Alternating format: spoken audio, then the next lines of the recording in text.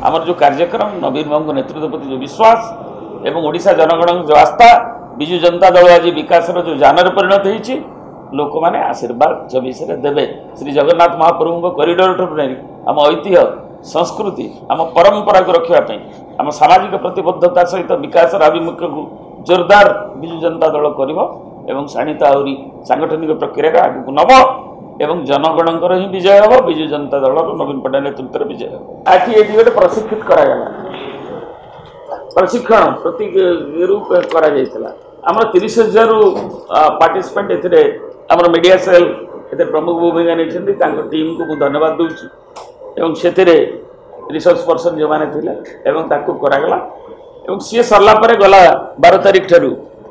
मुख्यमंत्री अक्टोबर 12 रु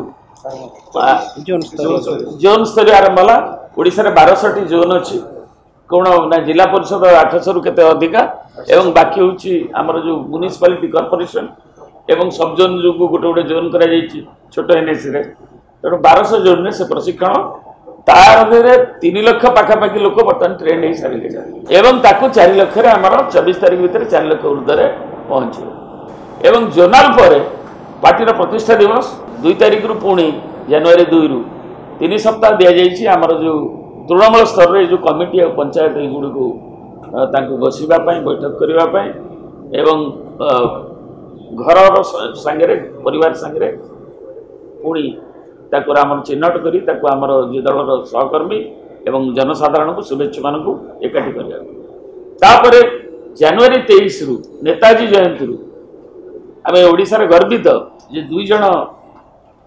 जोगजन्मा ये माटी जन्म नहीं जो मैंने जातीयता जा महाजातीयता को स्पर्श कर नेताजी सुभाष बोस आउ जन होती अगस्ट विप्लवर योद्धा विजु पट्टनायक तेणु नेताजी जयंती 23 रु आरंभ हम अभियान मोड्रे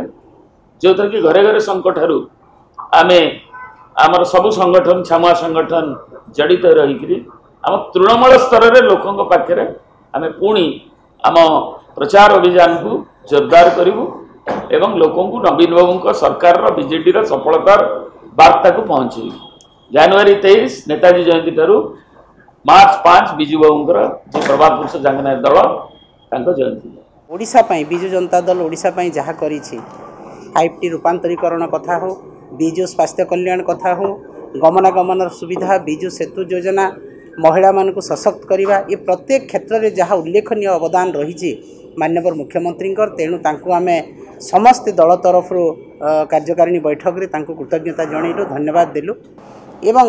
महिला सशक्तिकरण उपर माननीय मुख्यमंत्री जो आभिमुख्य प्रदर्शन कले 2000 मसीह 2002 मसीह स्वयं सहायक महिला संगठन गठन कले से वर्तमान 70 लाख महिला आम सहित जड़ित अच्छा सरकार सहित जड़ित अच्छा एवं यह स्वतंत्र परिचय देछि ओडिशार महिला मानक दक्षता प्रतिभा को माननीय मुख्यमंत्री चिन्हि पारे एवं से स्वाभिमान सहित बंचापी ओडिशा रे से गोटे नूतन धारा आरंभ कले नूतन दिग्दर्शन देले एवं जहाँकि आज सामाजिक आंदोलन रे परिणत होती मिशन शक्ति एवं मातृशक्तिर जागरण महिला सशक्तिकरण जहाँ माननीय मुख्यमंत्री नहीं उद्यम करिसेंती आमे किपरि भाव में लोकों पाखे पहुँचे पार प्रत्येक महिला पाखे पहुँचे पार एवं प्रत्येक महिला जो आर्थिक स्तर में से स्वावलंबी होती वर्तमान जड़े जड़े उद्योगी हो पारिछंती आहरी क्रियाशील करने आहरी आम सुजोग सृष्टि करने काम करने आज प्रस्ताव ग्रहण करा मिथ्या प्रचार करवा अपप्रचार करवा एबे गोटे व्याधि परिणत है किंतु आम दल आम सरकार ओडिशावासींकर अति आपणार एवं प्रिय दल विजु जनता दल ओडिशार सर्वमान्य नेता श्रीयुत नवीन पट्टनायक सत्य पर राजनीति करुछंती एवं अनेक विकासमूलक कार्य करुछंती जो माने ता विरुद्ध रे मिथ्या एवं अपप्रचार करुछंती सेइथपई आमे सत्यर प्रचार करने को माननीय मुख्यमंत्री समस्त निर्देश देइछंती गोटे पटे मिथ्यार अपप्रचार मिथ्यार प्रचार सत्यर अपालाप आउ गोटे पटे सत्य जहाँ तथ्यभित्तिक ताको उपस्थापन करवा आम समस्त दायित्व एक विजु जनता दल जेहेतु निरंतर भाव में ओडिशा लोकंकर सेवा करि चलिछंती तेणुकरी निर्वाचन जेतबेले आसीबो सेतबेले आम प्रस्तुत अच्छु विगत दिन में देखिथे पंचायत निर्वाचन हो म्युनिसिपालिटी निर्वाचन हो समवाय निर्वाचन हो